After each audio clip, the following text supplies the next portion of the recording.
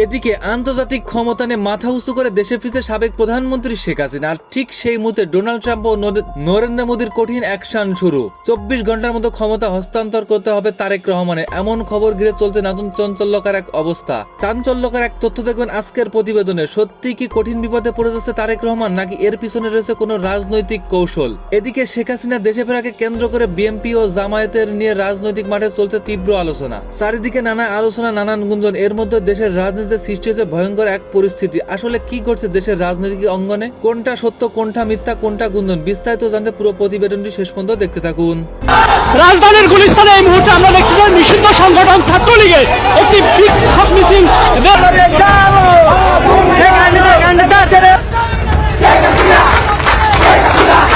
Donald ট্রাম্পের দাবি, শেখ হাসিনা এখনো বাংলাদেশের প্রধানমন্ত্রী। মানচিত্র রক্তে রঞ্জিত হয়েছে। শহীদের রক্তের উপর দাঁড়িয়ে আমরা বিজয় অর্জন করেছি 5ই আগস্ট। সেখানে রাজনৈতিক পরিচয় যদি বিভাজন করি, তাহলে সর্ববৃহৎ অংশটি থাকবে জাতীয়তাবাদী ছাত্র দলের, যুব দলের, বিএনপির অঙ্গ সংগঠনের 4.5 বেশি। সব এই অন্যায় অবিচারের বিচার আমরা করবো ইনশাল্লাহ। আবার দেশে আসবো, আওয়ামী লীগ আছে, আওয়ামী লীগ থাকবে, আওয়ামী লীগ আবার ফিরে আসবে, আওয়ামী লীগ ক্ষমতা যাবে এবং সব এই অন্যায় অবিচারের বিচার আমরা করবো ইনশাল্লাহ।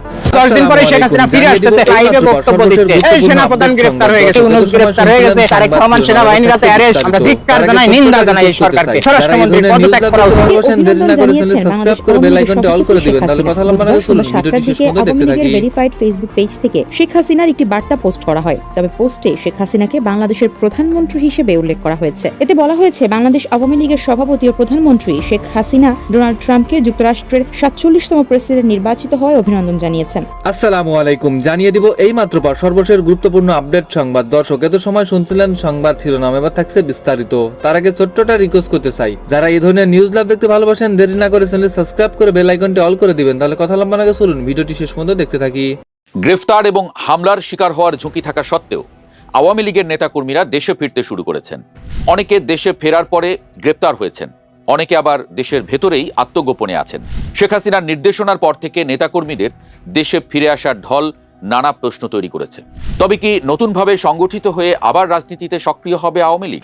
2024 সালের 5 আগস্টের পর আওয়ামী লীগের হাজার হাজার নেতাকর্মী ও সমর্থক দেশ ছেড়ে পালিয়ে যান।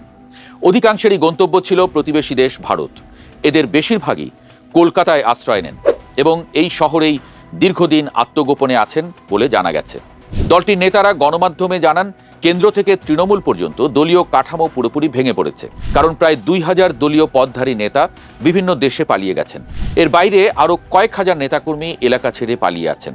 21শে ফেব্রুয়ারি আন্তর্জাতিক মাতৃভাষা দিবসে এক ভার্চুয়াল আলোচনা সভায় শেখ হাসিনা প্রবাসে থাকা দলের নেতাদের দেশে ফিরে রাজনীতিতে সক্রিয় হওয়ার নির্দেশ দেন। একই সাথে তিনি নিজেও খুব শীঘ্রই দেশে ফিরে আসবেন বলে ঘোষণা করেন। আর সর্বশেষ গত 15ই মে আর এক ভার্চুয়াল বক্তব্যে তিনি বলেন, এই নির্বাচনই শেষ নয়, আবারও নির্বাচন হবে, আবারও ফিরবে আওয়ামী লীগ। তিনি দাবি করেন, অতীতেও আওয়ামী লীগকে নিষিদ্ধ করে কেউ সফল হয়নি। শেখ হাসিনার এই দেশে ফেরা এবং রাজনীতিতে সক্রিয় হওয়ার নির্দেশনার পর দলের ভেতরে এবং বাইরে তীব্র অসন্তোষ ও বিতর্কের সৃষ্টি হয়েছে। অনেক মাঝারি ও তৃণমূল পর্যায়ের নেতা সামাজিক যোগাযোগ মাধ্যমে প্রশ্ন তুলেছেন যে, শেখ হাসিনার পরিবারের কোনো সদস্য বা আত্মীয় যারা গত 15 বছর ধরে দলের বড় পদে ছিলেন, মন্ত্রী বা সংসদ সদস্য হয়েছিলেন, তারা কেন দেশে ফিরছেন না বা রাজপথে নামছেন না? অন্যদিকে আওয়ামী বিরোধী অংশ বলছে, আওয়ামী লীগের রাজনীতি নিষিদ্ধ, দুর্নীতি, সন্ত্রাস সহ নানা ধরনের অভিযোগ আছে দলের বহু নেতাকর্মীর বিরুদ্ধে। কাজেই দেশে ফেরামাত্র গ্রেপ্তার করে বিচারের আওতায় আনার দাবি তুলছে তারা। বিএনপি মহাসচিব এলজিআরডি মন্ত্রী মির্জা ফখরুল ইসলাম আলমগীর অনেকবারই বলেছেন, বিএনপি কোনো রাজনৈতিক দলকে নিষিদ্ধ করার পক্ষে নয়, কিন্তু আওয়ামী লীগ তার কৃতকর্মের কারণেই জনগণের কাছে ধিক্কৃত হয়ে রাজনীতি থেকে বিদায় নিতে বাধ্য হয়েছে। অন্যদিকে স্বরাষ্ট্রমন্ত্রী সালাউদ্দিন আহমদ সম্প্রতি বলেছেন, আওয়ামী লীগ একটি মাফিয়া দলে পরিণত হয়ে দেশ থেকে বিতাড়িত হয়েছে। উল্লেখ্য, মানবতাবিরোধী অপরাধে 2025 সালের নভেম্বরে সাবেক প্রধানমন্ত্রী শেখ হাসিনা এবং সাবেক স্বরাষ্ট্রমন্ত্রী আসাদুজ্জামান খান কামালকে মৃত্যুদণ্ডের রায় দিয়েছে বাংলাদেশের আন্তর্জাতিক অপরাধ ট্রাইব্যুনাল। নেতাকর্মীদের দেশে ফেরার নির্দেশ দিয়ে শেখ হাসিনার ভার্চুয়াল বার্তা এরই মধ্যে সোশ্যাল মিডিয়ায় ভাইরাল হয়েছে। এরপর আইনশৃঙ্খলা বাহিনীও সতর্ক অবস্থায় আছে। পুলিশ সদর দপ্তর থেকে থানাগুলোতে নির্দেশনা দেওয়া হয়েছে যেন জামিন পাওয়া সক্রিয় আওয়ামী লীগ নেতাকর্মীদের উপরে নজরদারি বাড়ানো হয়। প্রয়োজনে অন্য মামলায় পুনরায় গ্রেপ্তার করা হয়, যাতে তারা নতুন করে কোনো বিশৃঙ্খলা তৈরি করতে না পারে। কিন্তু এই নির্দেশনা থাকার পরেও আওয়ামী লীগের নেতাকর্মীদের দেশে ফেরা থামছে না। 16 মে লালমনিরহাট সীমান্ত দিয়ে অবৈধভাবে ভারত থেকে আসার পর গ্রেপ্তার হন আওয়ামী লীগের থিঙ্ক ট্যাঙ্ক সিআরআই এর প্রধান নির্বাহী পরিচালক সাব্বির বিন শামস। আওয়ামী লীগ সরকার তাকে পররাষ্ট্র মন্ত্রণালয়ের ডিজি নিয়োগ দিয়েছিল। গ্রেপ্তারের সময়ও তার কাছে কূটনৈতিক পাসপোর্ট ছিল। বগুড়ার ধুনট উপজেলা আওয়ামী লীগের সিনিয়র সহসভাপতি আব্দুল হাই খোকন গ্রেপ্তার হন এবছরের 8 মে। 26 এপ্রিল গ্রেপ্তার হন লালমনিরহাট জেলা আওয়ামী লীগ নেতা প্রিন্সিপাল সারওয়ার আলম। 26শে মার্চ গ্রেপ্তার হন রংপুরের আওয়ামী লীগ নেতা আজিজুল ইসলাম। 20শে মার্চ যশোরের বেনাপোল চেকপোস্ট থেকে বাহাদুরপুর ইউনিয়ন পরিষদের চেয়ারম্যান ও ইউনিয়ন আওয়ামী লীগের সভাপতি মফিজুর রহমান নামে এক আওয়ামী লীগ নেতাকে গ্রেপ্তার করে পুলিশ। 5 আগস্টের পর ভারতে পালিয়ে গিয়ে ফিরে আসাদের মধ্যে এর আগে গ্রেপ্তার হয়েছেন মতিঝিল আওয়ামী লীগের যুগ্ম সম্পাদক মোস্তফা জামান বাদল এবং যুবলীগের কেন্দ্রীয় শিল্প ও বাণিজ্য বিষয়ক সম্পাদক আব্দুল হাই। ঝিনাইদহ জেলা আওয়ামী লীগের দপ্তর সম্পাদক অ্যাডভোকেট বিকাশ কুমার ঘোষ ভারত থেকে ফেরার সময় দর্শনা ইমিগ্রেশনে গ্রেপ্তার হয়েছেন বলে খবর এসেছে। গোপালগঞ্জ জেলা আওয়ামী লীগের সাংগঠনিক সম্পাদক এস এম মুনির ভারত সীমান্তে গ্রেপ্তার হয়েছেন বলে খবর আসে। এছাড়া ভারত থেকে দেশে ফেরার পথে ভারতের সীমান্তরক্ষী বাহিনী ও পুলিশের হাতে গ্রেপ্তার হয়েছেন আওয়ামী লীগ ও ছাত্রলীগের বেশ কয়েকজন নেতাকর্মী।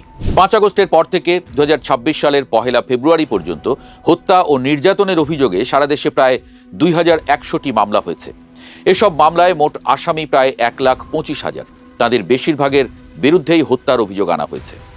আসামিদের মধ্যে সাবেক প্রধানমন্ত্রী শেখ হাসিনা থেকে শুরু করে আওয়ামী লীগের অনেক সাবেক মন্ত্রী, এমপি, তৃণমূল পর্যন্ত নেতাকর্মী ও পুলিশ সদস্য আছেন। বিভিন্ন মামলায় সাংবাদিক, বুদ্ধিজীবী, সংস্কৃতিকর্মী ও পেশাজীবীদেরকেও আসামি করা হয়েছে। এর মধ্যে পুলিশ সদর দপ্তরের নির্দেশে গোয়েন্দা পুলিশ ডিবি এবং পুলিশের বিশেষ শাখা এসবি বিভিন্ন মামলার আসামি ও ক্ষমতাচ্যুত আওয়ামী লীগ ও এর ভাতৃপ্রতিম ও সহযোগী সংগঠনের নেতাকর্মীদের একটি বিশেষ তালিকা তৈরি করেছে। 5 আগস্ট ছাত্র জনতার গণ অভ্যুত্থানের পর আওয়ামী লীগ ও এর অঙ্গ সংগঠনের নেতাকর্মীদের বেশিরভাগই ঢাকায় আত্মগোপন করে আছেন।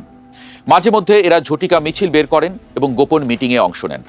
নেতাদের মধ্যে কেউ কেউ সরাসরি, আবার কেউ অনলাইনে মিটিংয়ে যোগ দিচ্ছেন। ঢাকা মহানগর আওয়ামী লীগ নেতা শাহে আলম মুরাদ 6 এপ্রিল রাজধানীর বঙ্গবন্ধু এভিনিউতে হঠাৎ ঝটিকা মিছিল বের করেন। ওই মিছিলের পর 17 এপ্রিল ডিবি পুলিশ তাকে উত্তরা থেকে গ্রেপ্তার করে। তার ঘটনা প্রমাণ করে আত্মগোপনে থাকা অবস্থায়ও নেতারা রাজনৈতিক সক্রিয়তা বজায় রেখেছেন। দলের তৃণমূল পর্যায়ের নেতারাও শীর্ষ নেতাদের দেশে ফিরে আসার আহ্বান জানান। বিবিসির এক প্রতিবেদনে বলা হয়েছে, দল বাঁচাতে শীর্ষ নেতাদের দেশে ফিরতে বলছে আওয়ামী লীগের তৃণমূল। নির্বাচনে জয়ী হয়ে বিএনপি সরকার গঠন করলে আওয়ামী লীগ হয়। প্রিয় দেশবাসী, আপনার ভিডিওটি শুরু থেকে শেষ থামাদি যে যেখান থেকে দেখছেন আপনাদের সকলকে জানাই অসংখ্য ধন্যবাদ। যদি ভিডিওটি ভালো লেগে থাকে অবশ্যই শেয়ার করে দিবেন।